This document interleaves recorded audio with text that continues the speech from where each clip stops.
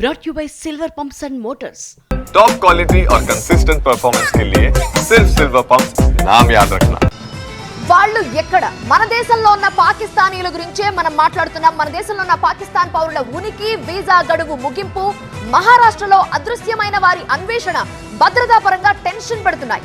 దేశంలో 10,000 మంది పాకిస్తానీలు వీసాలపై ఉన్నారు. కేంద్ర గడువు తర్వాత కేవలం 287 మంది మాత్రమే వెళ్లిపోయారు. మరి మిగతా వారంతా ఎక్కడున్నట్టు? గడువు ముగిసింది. పాకిస్తానీల పంపివేత ముమ్మరమైంది.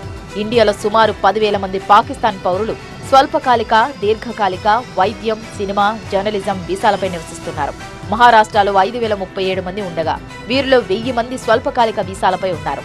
ఆదివారంతో కేంద్ర ప్రభుత్వం విధించిన గడువు ముగిసింది. అయితే ఇంతవరకు కేవలం కొంతమంది మాత్రమే దేశం విడిచి వెళ్లారు. మహారాష్ట్రలో 107 మంది పాకిస్తానీల ఆచూకీ ఇంకా లభ్యం కాలేదు. వీళ్లంతా సినిమా, వైద్యం, జర్నలిజం, వ్యక్తిగత పనుల కోసం వచ్చిన వారు.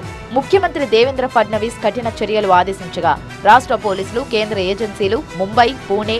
కౌశిక్, నేను పార్ట్నర్షిప్ ఫర్మ్ స్టార్ట్ చేయడం బెస్టా, ప్రైవేట్ లిమిటెడ్ కంపెనీ స్టార్ట్ చేయడం బెస్టా? ఎందుకు అంత కన్ఫ్యూజన్? ఎక్స్పర్ట్ తో మాట్లాడు. ఎక్స్పర్టా? ఎలా? బాస్ వాలా. బాస్ వాలా. Be the boss. నాగపూర్లో గాలింపు చేపట్టాయి. రా, ఐబీ సంస్థలు నిఘా పెంచాయి. తెలుగు రాష్ట్రాల్లోనూ పాకిస్తానీ పౌరుల పంపివేత ముమ్మరమైంది. వైజాగ్ నగరంలో ఇద్దరు ఉన్నారండి పాకిస్తానీ నేషనల్స్. వాళ్ళు ఇద్దరు మెడికల్ వీసా మీద ఉన్నారండి. ఇప్పుడు ప్రభుత్వం తీసుకున్న నిర్ణయం ప్రకారం 29వ తేదీ ఏప్రిల్ ఆ వీసా ఎక్స్పైర్ అయిపోతుంది. ఆ రోజు లోపల వాళ్ళు వెళ్ళిపోవాలి. కానీ నిన్న వాళ్ళు వచ్చి కలిశారు, మేము చూసాము. అబ్బాయికి నిజంగా మెడికల్ ప్రాబ్లం ఉంది. వాళ్ళు కూడా చెప్పారు, మేము ఎఫ్ఆర్ఆర్ఓ గారితో కలిసాము, నేను ఎఫ్ఆర్ఆర్ఓ గారితో మాట్లాడాము.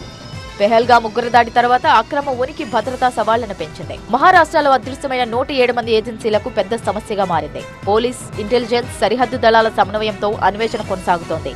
మరోవైపు ప్రభుత్వ ఆదేశాలను ఉల్లంఘించి ఎవరైనా గడువు దాటినా ఇక్కడే ఉంటే కొత్తగా వచ్చిన చట్టం ప్రకారం వారిని అరెస్టు చేయవచ్చు. విచారణ చేపట్టి గరిష్టంగా 3 ఏళ్ల జైలు శిక్ష లేకపోతే 3 లక్షల రూపాయల జరిమానా విధిస్తారు. కొన్ని సందర్భాల్లో 2 విధించే అవకాశం ఉంది. ఆయా రాష్ట్రాల్లో ఉన్న పాక్ జాతీయులను గుర్తించి వారిని వెనక్కి పంపించే ఏర్పాట్లు చేయాలని కేంద్ర హోంశాఖ మంత్రి అమిత్ షా ఇప్పటికే అన్ని రాష్ట్రాలను కోరారు. ఆయా రాష్ట్రాల ముఖ్యమంత్రులతో మాట్లాడి ఈ విషయమై దిశానిర్దేశం చేశారు. దీంతో ఆయా రాష్ట్రాలు పాక్ పౌరులను గుర్తించి వెళ్లిపోవాలని సూచించాయి. ఈ క్రమంలోనే అనేక మంది పాకిస్తాన్ జాతీయులు అటారీ వాఘా సరిహద్దు గుండా తిరుగుబాటు పట్టారు. 3 రోజుల్లో 509 మంది ఈ సరిహద్దు గుండా దేశం దాటారు. మరోవైపు ఆ దేశంలో ఉన్న 745 మంది భారతీయులు స్వదేశానికి చేరుకున్నారు.